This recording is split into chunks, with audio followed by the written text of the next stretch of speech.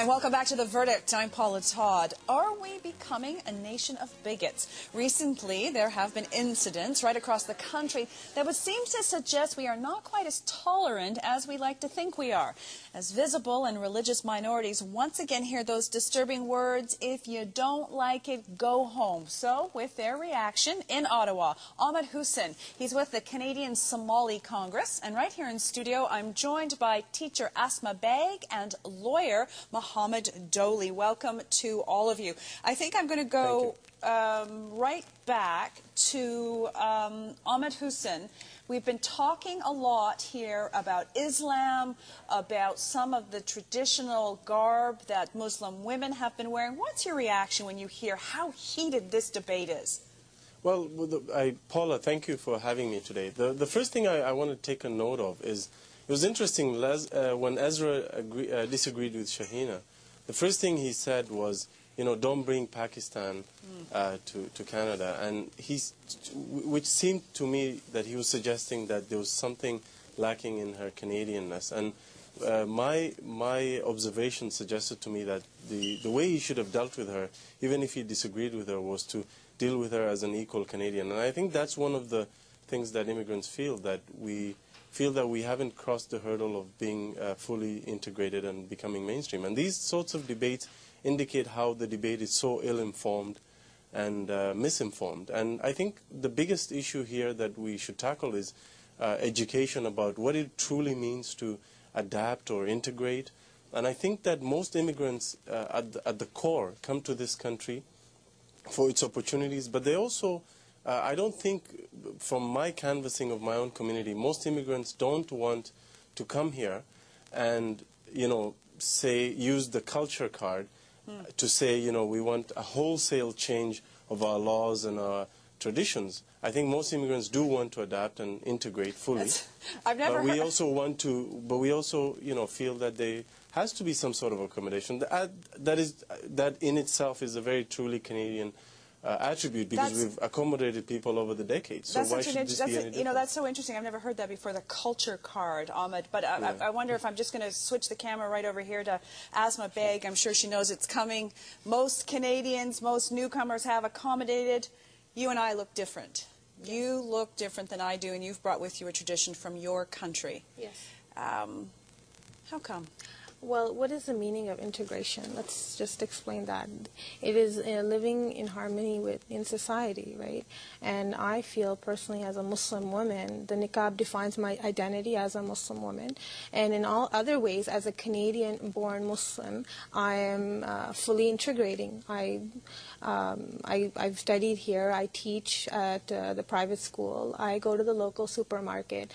I go to the gym. I work out. You know, I contribute. I volunteer in the local mosque and the local Salvation Army, and I raise funds for poor children in our community. I do everything that I'm a contributing citizen of Canada. Do people give you a hard time because you're veiled? I mean, I can see your gorgeous eyes, but I can't see the rest of your face. Not really. Actually, it was when I was wearing the black veil, I was having a hard time. But when I switched to the white veil, it doesn't really make a difference to me.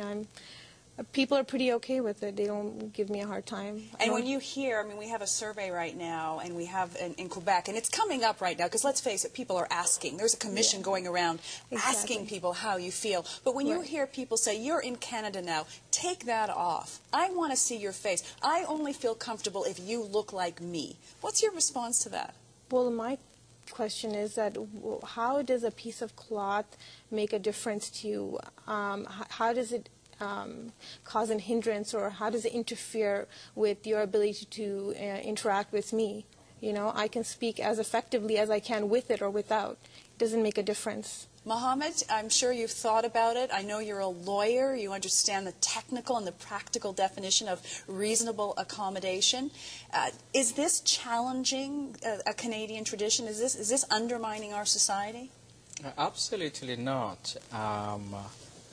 We are a nation of laws, and we are very proud of our diversity in terms of religion, in terms of color, in terms of appearances. To say, oh, let's all look alike, look like me, I find it's going fundamentally to the heart of our laws, which respects the individual identity of each of us. So when someone says, you got to appear the way I want, I find that to be very problematic. But one thing I can assure you, that majority of Canadians do not have that idea. Ahmed, what is this all about? I mean, I guess the thing I want to understand, first of all, is when the poll asked people, you know, should you conform as a newcomer to the Canadian way, what's your understanding of the so-called Canadian way? Well, I look at the Canadian way as a couple of things. I look at it as talking about the rule of law, the respect for human rights, respect for minorities. Those are the kinds of things that, to me, define the Canadian way. So if you ask me, should you adapt to the rule of law fully? Absolutely, and I think most immigrants will agree with me on that. Should, you know, if you ask an immigrant, should we respect human rights? Should we treat minorities with a certain amount of respect and understanding? Those are the kinds of things that, to me, define the Canadian way. And if that's what Canada is about, that's why most immigrants come here. In addition to the opportunity, because you can find opportunity in other countries too, but there's something about Canada with its commitment to the rule of law, with its commitment to a fair process, with its commitment to respect for minorities and human rights. That, to me, is the Canadian way. But Ahmed, yes. Let's just follow that through. I mean, one of the issues, and it seems like such a small thing, but there's this herb. It's called chat. I speak to some of my friends who are from Ethiopia, from Eastern Africa. It's something that they say they enjoy, just like a can of Rockstar, or, you know, my addictive cup of Starbucks cappuccino every morning. And yet, you can't get it here, even though you can enjoy it in your country, you can enjoy it in most places in Europe. Is that discrimination? Well, I think that, I mean, you know, Mohammed Ali will talk about the Section 15 problem with our charter, with respect to chat. There's one of our honorary patrons, Professor Ed Morgan, who's a lawyer, has worked on this issue as well. He clearly feels that there is an equality problem with respect to chat, because it's something that is used within certain cultures as a mild stimulant. On the other hand, when I've canvassed my community, which is the Canadian Somali community, the largest African diaspora community in Canada, they feel that, you know, even though it's part and parcel of the culture, there is an undeniable social harm with respect to not only its effect on individuals, but also what it does to families and women and children. So there is a you division, have this division. So so you have the women and children being affected by chat being used by men. So I think the best approach right now is the other problem with chat is that its penalty for small amounts of personal use are so harsh and disproportionate to what, for example, marijuana users use, that I think that needs to be addressed. So am I for decriminalization? No.